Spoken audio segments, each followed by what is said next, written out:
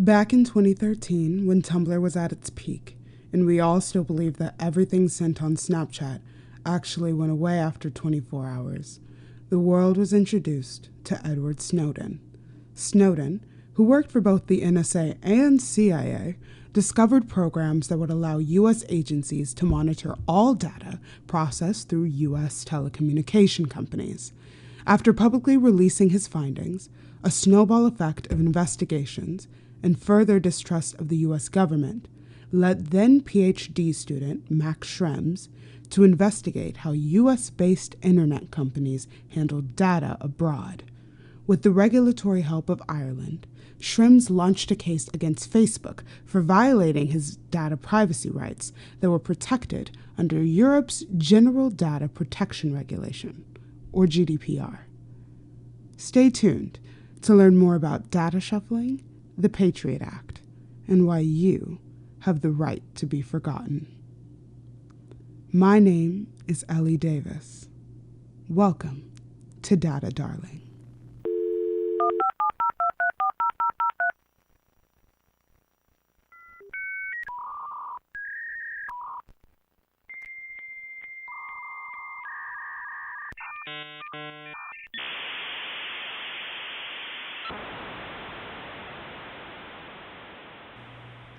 Snowden was hired as a contractor with Bose Allen, a common path for those with security clearance, in 2006 at just 22 years old. After 9/11, he felt it was his duty to serve, making it easier to land these roles. Critics later dismissed him as just a contractor, but his access to sensitive information proved otherwise. If you look back at coverage on Snowden after his leaks, there are many people trying to discredit him, claiming there was no way a lowly contractor had access to anything of importance. Even Edward J. Epstein's book, How America Lost Its Secrets, assures us that he's investigated the situation, and after visiting the military bases that Snowden was assigned to and talking with various NSA employees, Snowden was just a Dell employee, looking for a few minutes of fame for committing treason, referring to him several times as an alienated hacktivist. So the world of government contracting is a bit sticky. If you've talked to founders, no matter the industry, they've told you that if you need work, look to the government. Often, when no one else has money for contracts, the feds always have room in the budget. This spans from your local city government all the way up to the federal agencies. While contractors in the private sector are often seen as an extra set of hands around to help out while working on bigger contracts or to fill in while a full-time employee is on leave, in the federal world, contractors are a way to avoid budget restrictions and often laws that official employees are bound to. Contractors are also wonderful covers in international settings. It wasn't until a contract in Hong Kong that Snowden began to truly understand the gravity of the work that he was doing for the U.S. and how deep the surveillance state was growing to at that point. Snowden was asked to give a talk on how China's intelligence community electronically tracks American officers as well as their own citizens. While researching within the CIA and NSA files on the matter, he realized how China's surveillance system mirrored America's own. I want to read you all a snippet from Snowden's memoir about the situation. It's one thing to casually say in a science fiction dystopic type of way that a government can theoretically see and hear everything that all of its citizens are doing.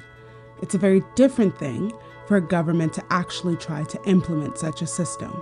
What a science fiction writer can describe in a sentence might take the concerted work of thousands of technologists and millions of dollars of equipment. To read the technical details of China's surveillance of private communications, to read a complete and accurate accounting of the mechanisms and machinery required for the constant collection, storage, and analysis of the billions of daily telephone and internet communications of over 1 billion people was utterly mind-boggling. I really love this bit because it takes me back to 2013 so distinctly. I remember not believing that anyone would take all this time to watch me and my friends on the internet. Around this time, I was a young girl who was spending a lot of time on Tumblr, And net neutrality was a really big trending topic, and all these posts that the internet was going to go away. It felt so surreal. I truly couldn't tell if it was real. It felt so implausible at the time. So experiencing them simultaneously felt like an attack on youth in such a weirdly personal way at the time. Thinking back, it feels similar to the back and forth around TikTok. Except then I had no real idea how lobbying worked, so I really thought I'd wake up one day and never, ever see the internet again. So there were many things released from the leak, but I want to focus on two main programs: an official law and a leaked Snowden NSA program.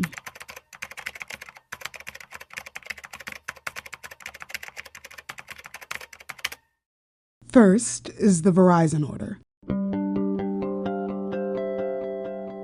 Officially known as Section 215 of the USA Patriot Act, this program was revealed a few months before the Snowden leak, disclosing that the phone provider, Verizon, must produce reports on telephone metadata between U.S. phone numbers and foreign phone numbers to the NSA, FBI, and the Foreign Intelligence Surveillance Court. While this particular order named Verizon, other major players like AT&T and Comcast were complicit in allowing the U.S. government to access communication conducted on their fiber optic cables. And just for clarity, this is different than the Wiretap Act, which allows the U.S. government to tap phones between two U.S. phone numbers that are relevant to ongoing investigations. So, essentially, they can look into it no matter what, and the law is very much so on their side.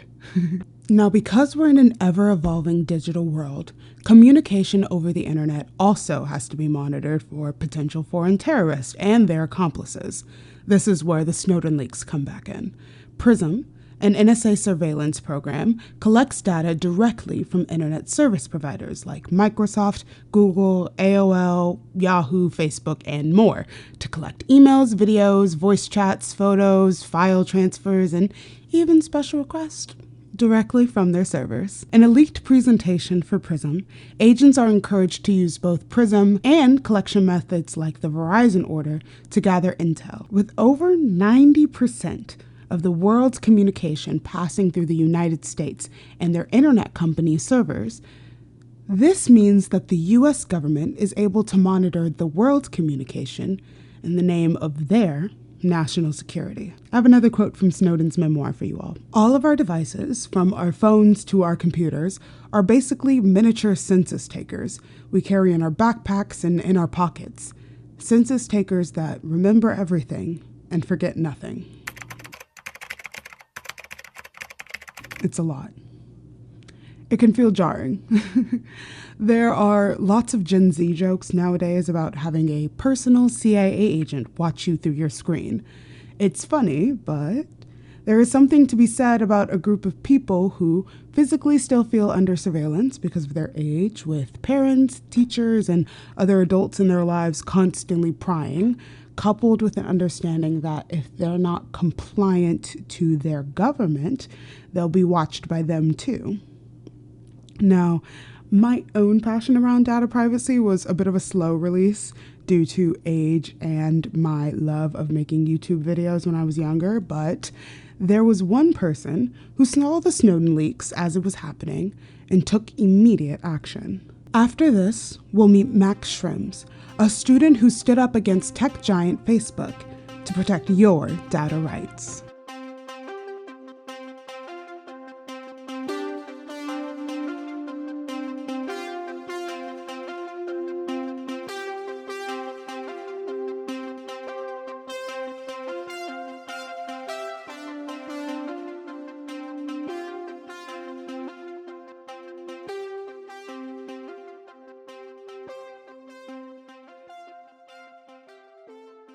The case, officially known as Schrems v. Data Protection Commissioner, is all about how personal data is collected and processed. If you're listening to this episode in 2025 and beyond, this is a 10-plus-year-old case. Our understanding of data and its rights and regulations have changed drastically over the past 10 years. But I do believe this case has really shaped the way a lot of data rights activists approach their work. I consider it to be a foundational moment in data rights, so Let's learn more about it. This case focuses on three things: data, how data is processed, and where data is processed. Following the Snowden leaks, Schrems investigated whether Facebook was using its international locations as a front to be able to move data protected under EU laws to America, where they can be processed more freely. Let's start with some definitions so that we can all start on the same footing.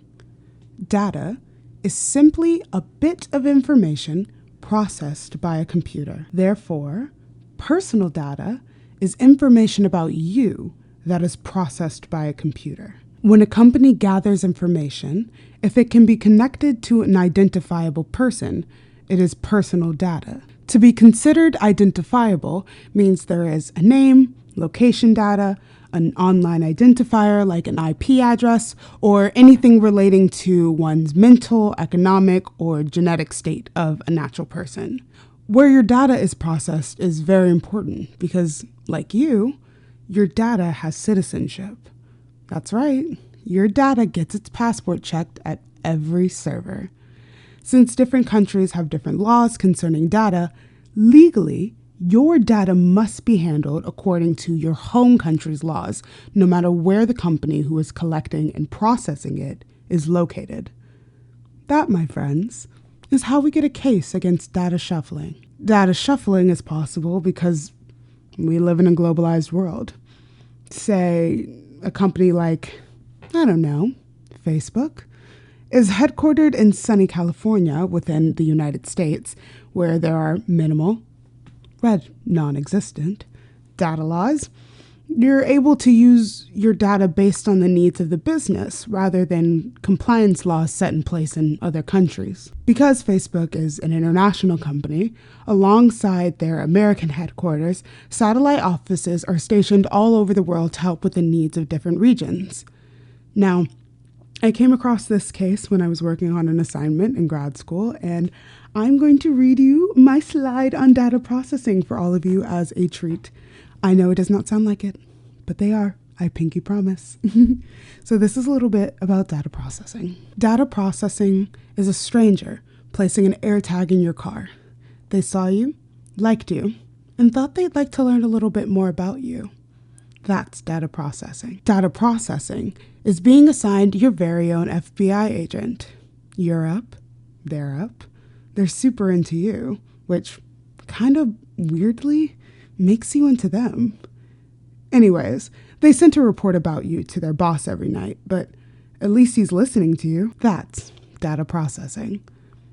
Data processing is the cashier at the clothing store you're shopping at asking to take a photo of your outfit for style inspo. You agree. Your outfit is super cute today. That photo gets sent to the CEO, and another, and another, and another. No problem, though. You agreed, right? That's data processing. Human rights is very important in the law and purpose behind the GDPR. The right to be forgotten is a concept that I think might kill the American mind. When technology law explicitly has a human rights undertone, it's going to feel different. So clearly, ensuring personal data is secure is essential not only to an ethically run business, but also to national security. So why is data such a free-for-all in America? America has traded in security for surveillance. There may be a sense of safety with a CCTV camera placed in every corner, but if an actual crime occurs, there's proof before there's help. And that's kind of where we're at in America right now. There is no national data privacy bill in America, and we are on no track to make one happen, mostly because it would single-handedly regulate the entire internet industry. Entire business models would have to change if a piece of legislation like that was passed today. It poses the question, could the internet industry survive such harsh guidelines? Well, in the EU, they've already created one. It's the reason why this lawsuit was able to happen, and a model that is slowly being replicated throughout the world.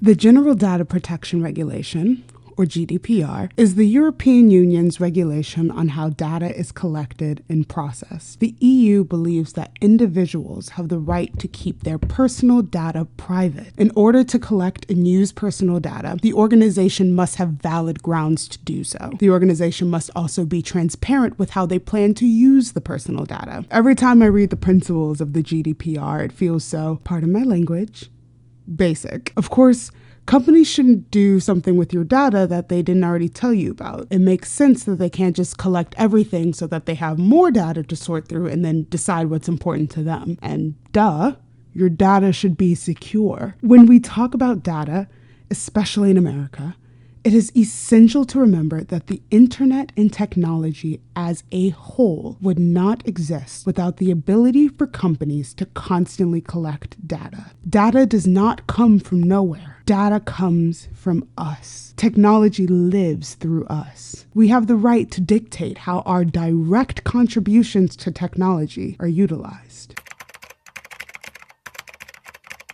So the GDPR is one of the biggest and strongest data privacy regulation examples that we have. It's a show to the American government that it is possible to create. Actually, there's a condition in the GDPR that states a company in the EU can only do business with other companies that are compliant with the GDPR's rules. America gets around this with the EU-US Safe Harbor Framework. It's an online self-assessment with very little reinforcement. Anyone who has worked with kids knows that if it's not a firm rule, it's a moot point, and you can deal with business relationships very similarly. And that's only if you're dealing with a separate company outside of the EU. Going back to why we're here, Facebook used all of the gray areas of data shuffling to its advantages. When processing Schrems and other Europeans' data, they're not sending it to some shady third party. They're sending it to where I'm sure they'd claim is more reliable.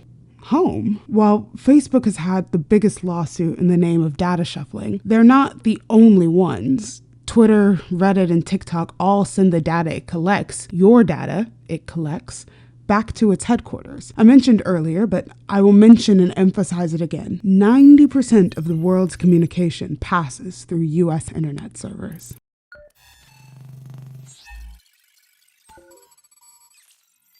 Now, we can't talk about data and not mention the hottest data scandal today, TikTok. Whether you believe the US TikTok ban is in the name of data privacy or censorship, there's quite a bit of data farming coming from TikTok either way. In 2019, when TikTok was still seen as a children's dancing app, they were hit with a $5.7 million fine for illegally collecting information on children under 13. This was technically a lawsuit that TikTok took on when they acquired Musical.ly as they were trying to enter the American market. The effort was led by California Attorney General Rob Bonta. At the moment, California's Children Online Privacy Protection Act, or COPPA, is the strongest legislation to protect children's time online in the country. So while TikTok has this lawsuit, I feel it's no different than the amount of information that Meta has. As we've seen with both Snowden and Schrems, the real question may be, who decides what wrong hand means and who has them? Is there any difference between the data that our country's technology companies collect and data that other countries' technology companies collect? And ultimately, how do we hold all of them accountable? I believe that only someone who knows the depths of what you can uncover within data would be so concerned about what happens when someone else is in control.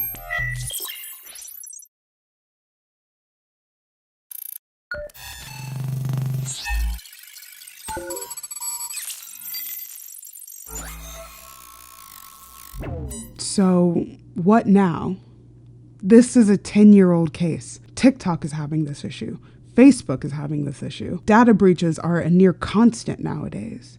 This case doesn't have a neat bow to point to and let everyone know that everything's going to be okay. You're not crazy for feeling like you're being watched. You're not crazy for feeling that after 10 minutes online, it can feel like the entire internet is conspiring against you. Or for you, I guess, depending on how you want to look at the glass. This podcast is here to empower you to take a closer look at what's happening around you and fight back if you don't like what you see. Take a look at the pop-up request asking you to blindly accept cookies. Read a privacy policy and dare to send a data subject request. Take a moment to listen a bit longer when your government claims what the other guy is doing is illegal, when they themselves have illegally been doing it to you for decades. And remember, when in doubt, follow the data. My name is Ellie Davis. This is Data Darling, and thank you for listening.